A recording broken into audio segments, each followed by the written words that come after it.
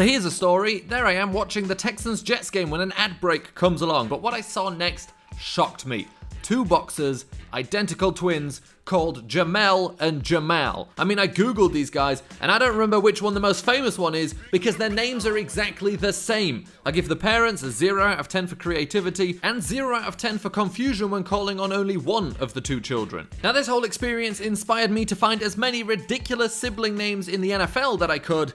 Now here's what I found. Now listen, I know it's fun to give your children names that start with the same letter, but you don't need to resign all creativity when doing so. I'd give Michael and Martellus Bennett a solid 7 out of 10. Those names are different enough, but start with the same letters. Vernon and Vontae Davis get 5 out of 10, but one of the worst examples of scoring a 1 out of 10 in creativity are the Carr brothers, David and Derek. Both great names for insurance adjusters, not athletes. Their last name is already Carr. It's not even a name, it's an object. Be more creative. You see, Mr. and Mrs. Bailey, I assume, clearly had big dreams for their children, whom they called Champ and Boss. Creativity gets a 9 out of 10, but they also score 3 out of 10 in the practical use in everyday life in case they don't become superstar athletes. But luckily, both of them made it into the NFL, and unsurprisingly, Champ was the more successful brother. I mean, there was also a third unfairly treated brother called Ronald. Unsurprisingly, he didn't make it to the NFL. But now we move on to the real criminals in naming children. The parents of NFL coaching siblings. At the bottom of that list lie the twin sons of former NFL head coach Buddy Ryan, Rex and Rob Ryan. Rex and Rob. But what's worse is that their middle names offered no escape from mediocrity, with Ashley and Alan Ryan probably being even worse somehow. It also made both of them R.A. Congratulations, Mrs. Ryan, you've given birth to 2 healthy resident advisors. They have open door hours every Wednesday between 4 and 5, but feel free to just check in whenever. And then we have the JJs, Jim and John Harbaugh and John and Jay Gruden. Jim and John get 2 out of 10. Technically it's James and John, but that doesn't help. You've picked the 1st and 4th most commonly used names from 1920 on your kids born in the 1960s. Everybody mentioned gets 3 out of 10 for naming their children with the same first letter, and 2 out of 10 for choosing uncreative names.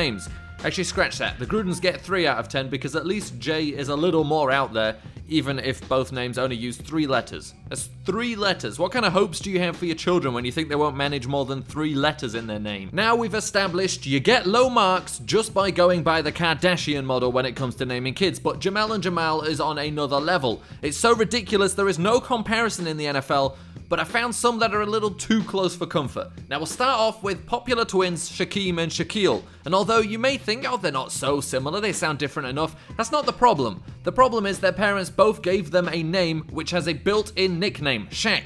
But because they both have that, it can't both be Shaq. There's no forethought here. 2 out of 10, nobody's Shaq. There's 2 more that come close to crossing the Jamal line. See, you don't even know which one I just said. First, there's Brian and Byron Westbrook, and Byron is just the dyslexic version of Brian.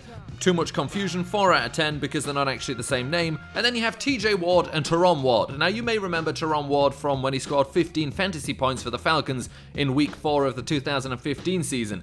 I remember, I had Freeman on my team. He scored 32.9 points. It could have been at least 40 if Ward hadn't stolen his snaps. Anyway, back to more important matters. TJ's first name is Terrell. Terrell and Teron are close enough to get you a 4 out of 10. What I don't understand is, why do brothers have to have similar names? What's wrong with naming your twin sons Lars and Sven? And then again, their last name is Bender. And they do have it a lot better than their sisters, Ima and Yura. Then let's talk about the big groups, the Kardashian clans of sports. First, we have Herbert, Hendrick, and Harold Lusk. I'm telling you right now, whatever image you have of these 3 men in your head is wrong. They were in fact not NFL players in the early 1900s. The Lusk brothers played in the NFL between the 1970s and 1990s. That's a 2 out of 10 for making me think your children were 90 years old. On the other hand, you have Kyle and Kendall Fuller, who aren't the only Fullers, but I think their parents realized what they could do a little too late. With the oldest son, Vincent, they had absolutely no idea. Corey was headed in the right direction, but spelled with a C, and then you have Kyle and Kendall. 4 out of 10 for indecisiveness. But listen, as bad as these names are, they're not as bad as one naming faux pas that I've known about since I was very young. Let me introduce to you England international soccer football players Gary and Phil Neville. Yeah, I know their names aren't that bad. It's not their parents that played a cruel joke on them. It's their grandparents are the ones who should be locked up because their dad was called Neville. His name was Neville Neville.